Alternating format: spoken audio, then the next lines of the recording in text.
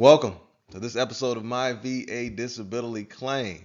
Today we're going to show you how to find and how to use the VA rating schedule. All right, and this rating schedule tells you exactly what the VA is looking for when you file a claim for that condition. So we're going to use an example veteran today, right? Veteran XYZ, as always. And the conditions that veteran XYZ is claiming would be hypertension and migraines, right? So we're trying to file for these two conditions. Before we go into the office, we want to know, what do I need in my records to show in order to get a rating for these two conditions specifically, right? Number one being hypertension, and then number two being migraines. So what we're going to do, keeping it short and simple, we're going to go to the rating schedule and show you how to find the rating schedule first. Just Google it, right? We're going to show you that process, and then we're going to show you how to find hypertension in the rating schedule and migraines in that rating schedule. All right, after we do that, we're going to come back here and answer these questions. All right, and as always, it starts with Google. So we just come to Google, ECFR 38, Part 4. All right, because it's a Code of Federal Regulations, Part 4.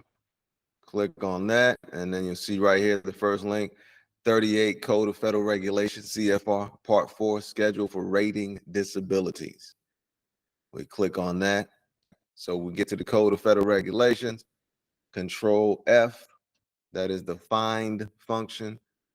And then we'll look for hypertension first, high blood pressure. The medical name is hypertension, Hypertension. All right, boom, boom. These are associated with chronic obstructive pulmonary disease. If you have that, then you want to look here for how it's going to be rated. We're just going to more the general hypertension. And the diagnostic code for that would normally be 7101. All right. And this is what they're looking for in terms of hypertension. So they're rating it based on the diastolic pressure and based on the systolic pressure. All right. So you're going to have to look at your blood pressure readings. The diastolic pressure is the number that's on the bottom down, and then systolic is the one that's on the top. So you can look at your readings and see if you have the evidence to meet the 10%, 20% criteria, whatever the case. All right, so now we'll look at migraines. Control F once again, and we just type in migraines, Migraine, not D, S. All right, we'll take the S off. All right, migraine. Okay, yeah, easy peasy. 8100 is the diagnostic code, as you can see right here, right? Migraines, you can get a 0% if you have migraines, but it's less frequent attacks. They're not prostrating, right? It's pretty much what that means. Prostrating means you have to lay down, right? So severe, I have to turn the lights out, I got to lay down. That's a prostrating attack. And this is just based off the frequency of the prostrating attacks. If you're having one every 2 months or so over the last several months, that's a 10% rating.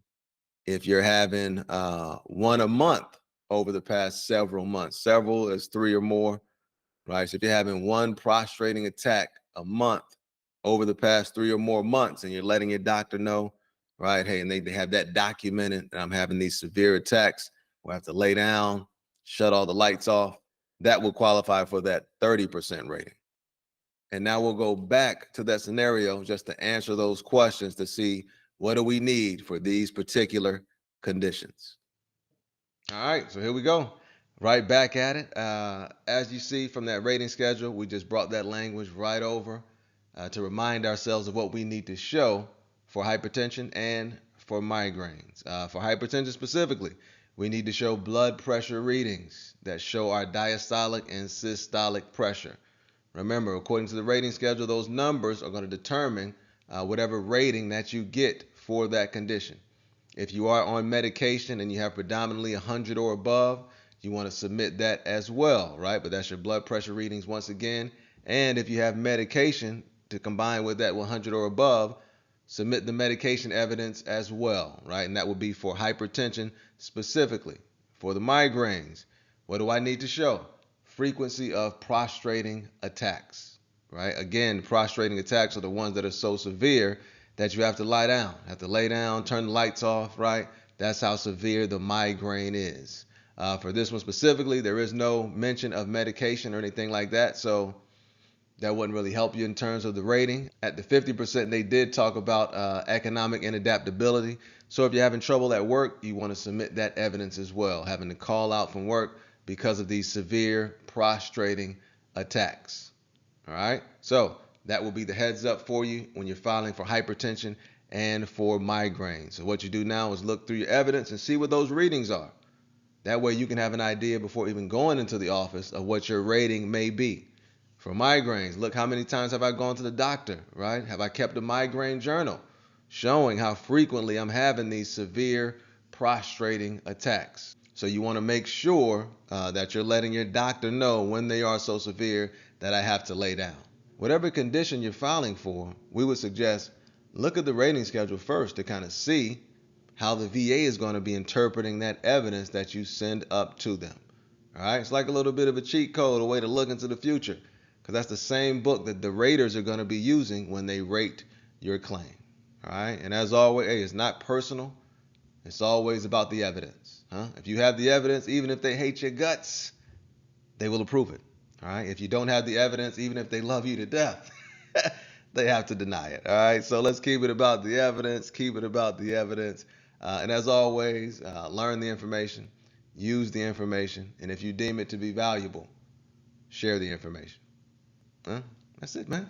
Have an incredible day.